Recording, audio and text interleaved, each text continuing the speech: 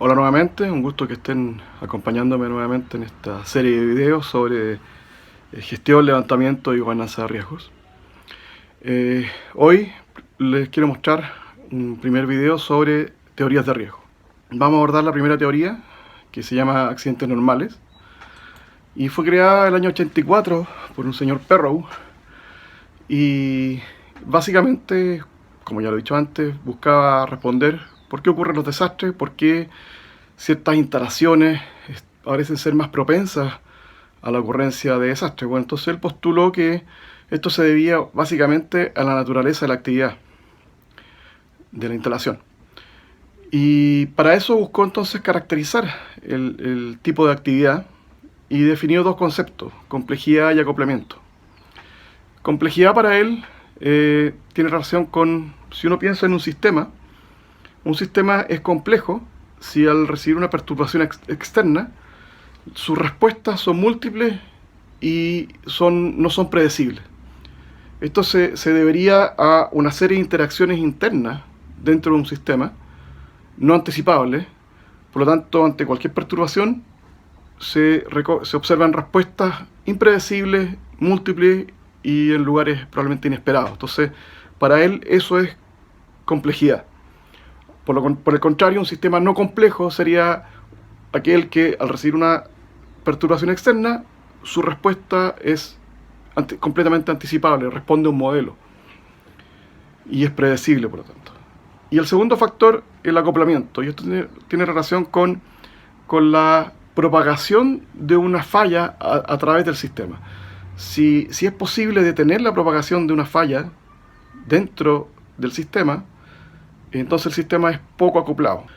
Por el contrario, si una falla se inicia en algún lugar del sistema y es imposible detener su propagación hacia el resto del sistema, el sistema es muy acoplado. Piensen en ese sentido en un sistema de producción en línea continuo, donde a alta velocidad, donde si hay una falla en una máquina, ese error se propaga rápidamente aguas abajo, en el fondo, y es muy difícil detenerlo. Esa es un poco la idea detrás del concepto de acoplamiento. Entonces, definiendo estas dos variables, él empezó a clasificar distintos tipos de actividades en relación a estas dos variables. Entonces generó este gráfico en cada uno de los ejes una de estas dos variables, la complejidad y el acoplamiento, y empezó a clasificarlas en 4 cuadrantes en el fondo. Y él ubicó diversas actividades de distinto tipo en estos cuadrantes. Por ejemplo, si uno va abajo a la izquierda, en una actividad relativamente desacoplada y poco compleja o lineal, estaría en la industria manufacturera. Un embalse sería muy acoplado, pero también lineal. Si uno piensa una falla en un embalse, las consecuencias son bastante predecibles. Uno puede anticipar qué es lo que ocurriría, pero es muy difícil detenerla. Entonces eso responde a ese cuadrante, ser un sistema lineal, pero altamente acoplado. En el lado derecho, izquierda, abajo, sin lado derecho, abajo, las universidades, por ejemplo, aparecen como sistemas desacoplados, bastante flexibles en el fondo. No hay una interacción tan copulativa en el fondo entre las distintas áreas dentro del sistema, pero sí complejo.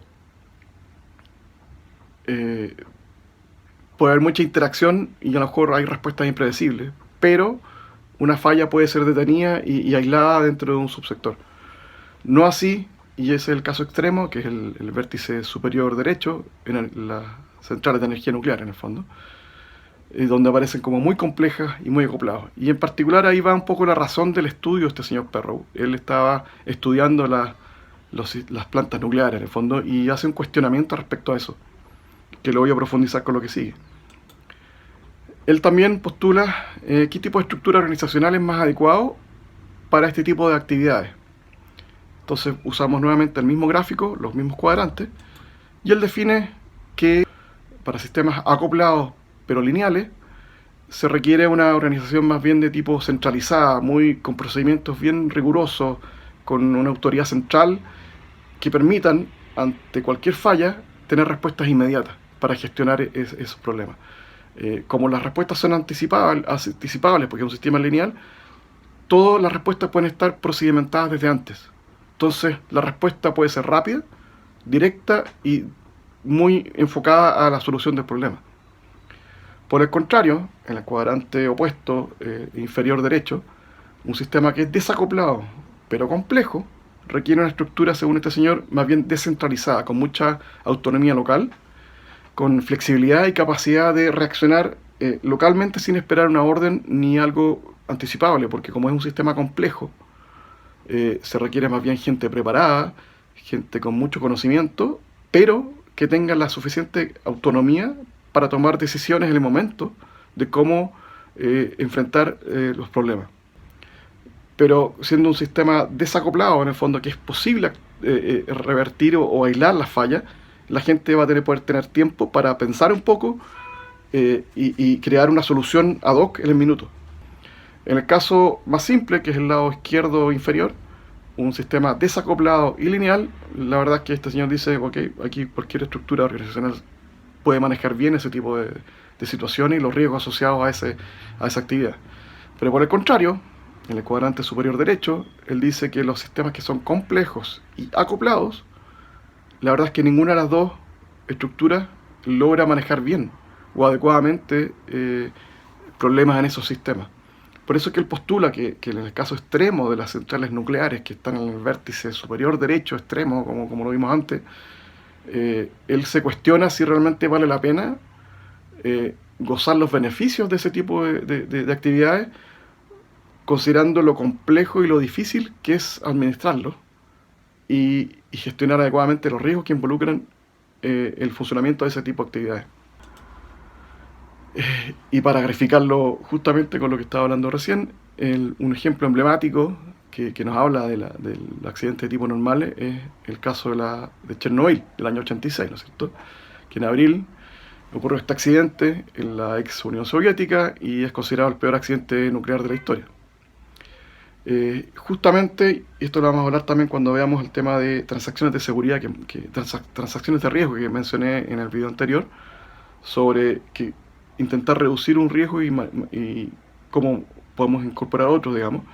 El accidente en este caso ocurrió durante una prueba de seguridad, o sea, lo que se estaba buscando era simular el corte de energía en la planta y ver y generar un protocolo, un procedimiento para poder responder a esa situación en caso de que ocurriera como emergencia en el fondo, y tomar las medidas de seguridad de resguardo suficientes para que la central pudiera operar de forma segura hasta que se partieran los generadores de emergencia en el fondo. Entonces para ello la central debía ser desconectada de la red y simular en el fondo este corte de energía. El tema es que se había programado esta simulación durante el día con el turno de gente más experimentada, pero por demandas del sistema centralizado de energía en el fondo de despacho, la central no pudo ser desconectada durante la tarde y la prueba se empezó a postergar hasta que finalmente terminó trasladándose hacia la noche en el fondo. Y el turno y la gente que quedó a cargo de la prueba era la gente más inexperta, que justamente la que no se había seleccionado para hacer esta prueba. Y fue de noche, cuando menos gente había disponible, no estaba la gente que tomaba decisiones, etc. Entonces, esto tiene que ver también con lo que mencioné en el video anterior, que aquí tenemos una situación extraordinaria, que es una prueba, una simulación de una falla, de noche, o sea, una situación completamente anormal y de alto riesgo, que fue tratada con el equipo menos preparado en el fondo y que fue tomada como si fuera una prueba rutinaria, como una prueba más, y no se alteró el calendario. O sea, esta probablemente sería postergada para el siguiente día en el fondo. Bueno, es fácil hablar después que habrán ocurrido los hechos, pero así es. La verdad es que, claro, durante la simulación del corte, lamentablemente por errores se redujo demasiado la potencia del reactor y se había bloqueado el sistema de tensión automático de la planta y el sistema de refrigeración de emergencia. De nuevo, estaba la gente menos experta a cargo de la planta. El reactor se desestabilizó y aquí viene lo que hablábamos de un sistema complejo y muy acoplado. empezó a haber una serie de interacciones no previstas entre distintos subsistemas de la planta. El equipo intentó tomar medidas estándares para responder a ellas, pero todo fue tan rápido que en menos de un par de minutos la desestabilización del reactor llevó a que finalmente ocurriera una explosión.